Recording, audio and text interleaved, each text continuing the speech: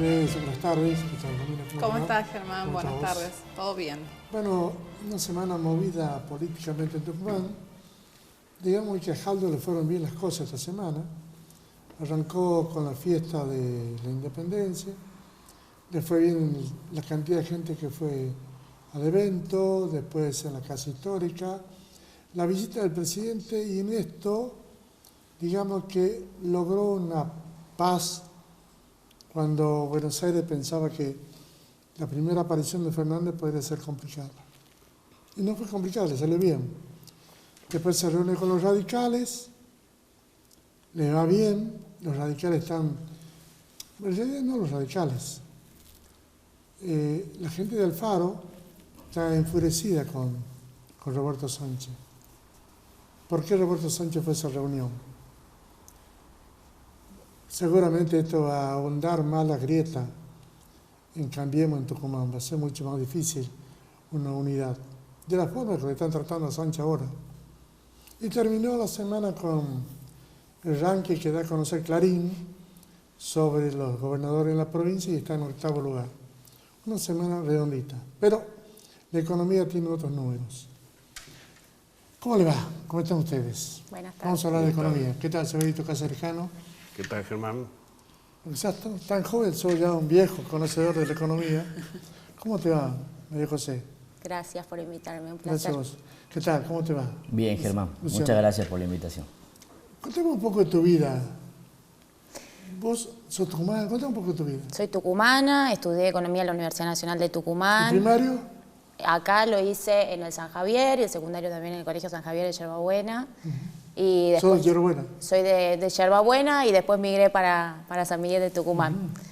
Y tuve experiencia en el sector privado, en el ¿Tu sector padre qué hacía? académico. Mi madre trabajaba bueno, sí, hace poquito se jubiló, pero en el Banco Nación, mi hermana también, y mi padre se dedicó siempre al comercio en distintos rubros. Y estudié acá economía, trabajé en el sector privado, también trabajé en el ámbito académico y después me fui a vivir a Buenos Aires, como muchos jóvenes, buscando también oportunidades que no encontrábamos en la provincia para seguir desarrollándome profesionalmente. Sector privado en Buenos Aires y después en el ámbito público en la ciudad de Buenos Aires y en la provincia de Buenos Aires. Y estudié también una maestría en políticas públicas allá y bueno, traté de formarme. ¿Dónde lo hiciste, Arlo? En Ditela, en la Universidad Torcuato Di Tella. Sí. ¿Vos lo hiciste en el SEMA? ¿O Sí. dónde lo hiciste vos? Sí, pero yo hice un máster en dirección de empresa, En el SEMA. en el SEMA. ¿Vos en políticas? En políticas públicas. Bien, bueno, preguntas. Bien, comenzamos con una pregunta en la que queremos que respondan los tres, ¿sí? ¿Cuál es su visión respecto de lo que está pasando en la economía en el país? ¿Cuál quiere comenzar? Los especialistas en economía, me imagino. Sí, no, a ver, no hay ningún problema. A ver, yo sé que la situación está complicada. De hecho, el que estemos los tres sentados acá significa que hay un interés por estos temas. Hace tiempo atrás no nos llamaban para hablar de economía, indudablemente las cosas no Estás estaban pasando tan... la factura. Exacto, exacto. Nada es gratis en la vida. Recién se acuerdan. Entonces, no, lo que tenemos que focalizarnos es que hoy por hoy tenemos un problema muy grande con la inflación. Lo bueno es que el gobierno y también el arco opositor ha tomado conciencia. La declaración de guerra que hizo este gobierno a mí me resulta muy buena en el sentido de que hemos detectado cuál es el enemigo. Ahora, las herramientas, las batallas, las luchas que se van a hacer para vencer la inflación son distintas y cada gobierno, cada político, cada dirigente tomará las herramientas que crea conveniente él en su momento. Pero lo bueno es que se ha fijado eso, por eso yo soy un optimista. El mundo ha derrotado la inflación. Si uno mira todos los países, la inflación no es un problema. Hoy por hoy hay un pequeño resabio inflacionario en el mundo y ese resabio se da básicamente por problemas de pandemia y una gran emisión que existió en todos los países para tratar de suavizar los efectos de la pandemia. Entonces, indudablemente, esa emisión, todo ese trabajo que se hizo periodos anteriores está repercutiendo en la economía mundial ahora. Argentina, además de ello, tiene sus problemas propios. Entonces, si bien tenemos que resolver el problema de económico general, también hay que resolver otros problemitas que, bueno, que irán viendo los dirigentes cómo hacerlo. Pero lo bueno, desde mi punto de vista, es que está detectado el problema, que sabemos cuál es el problema y que indudablemente habrá que librar las batallas que haya que librarlas. María José, ¿cuál es tu opinión? Yo me extiendo un poquito más. Yo lo que creo es que Argentina ya lleva casi 11 años sin crecer sostenidamente, con ciclos permanentes, picos y caídas muy fuertes. La verdad que pareciera que estamos acostumbrados, ¿no? Como que hubiéramos naturalizado lamentablemente esta situación que no es nueva, no es nueva. Ahora estamos viviendo una crisis diferente, muy profunda, y creo que además del dato de inflación, que ahora se dio el resultado de junio, que fue del 5,3%, de todos modos se está proyectando que llegue a más de 90%, ¿no? Al final del año. Entonces, más allá de que se esté queriendo tomar cartas en el asunto, hay que tener un buen diagnóstico sobre cuáles son esas causas de la inflación. Yo creo que el gobierno nacional no está haciendo un diagnóstico correcto en este sentido.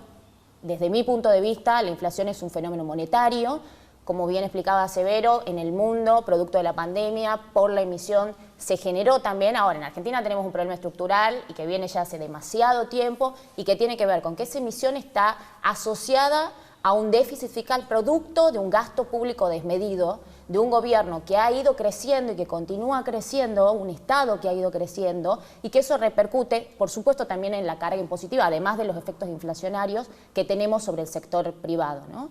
Y además quiero aclarar, estamos en récord de riesgo país. Estamos, de hecho, más que países que están en guerra, ¿no? Es una locura. Nuestros bonos están cayendo notablemente. Tenemos récord también del número al que ha llegado el dólar, ¿no? Casi 300 pesos por dólar, el peso por el piso. Y además no nos olvidemos que tenemos más de 40% de pobreza. Digo, todo esto tiene un impacto social fenomenal y ni siquiera estamos entendiendo que el camino es a través de potenciar al sector privado, bajando el gasto, bajando los impuestos, bajando la carga burocrática, que es el generador de empleo genuino, es el que va a poder, por ejemplo, a través del campo y de otros actores, exportar, traer esos dólares que necesitamos y empezar a llevar adelante este país a través de un sendero muy distinto al que estamos viendo ahora, en donde no hay un plan, no hay un diagnóstico claro y no hay perspectivas favorables, lo que influye, por supuesto, en las expectativas de la gente respecto al futuro. Y la incertidumbre nos hace mucho daño. Y por eso estamos viendo ahora cómo la gente especula, con justa razón, porque no tiene los incentivos para no hacerlo, para tratar de cubrirse ante esta inestabilidad creciente que estamos viendo, ¿no? Luciano, tu visión. Bueno, yo creo que no es monetario el problema en la Argentina, justamente como se viene señalando. Digo, la base monetaria de la Argentina, por ejemplo, es igual o inferior a otros países latinoamericanos y nosotros tenemos una inflación superior al conjunto. A su vez no es una cuestión tampoco partidaria porque fue un problema de los gobiernos peronistas, pero también de los gobiernos antiperonistas. Macri decía que en 6 meses iba a resolver el problema de la inflación, no lo resolvió, sin pandemia y recibiendo un préstamo extraordinario del Fondo Monetario Internacional de 40.000 millones de dólares. No solamente que no pudo resolver el tema de la inflación, sino que se agudizó.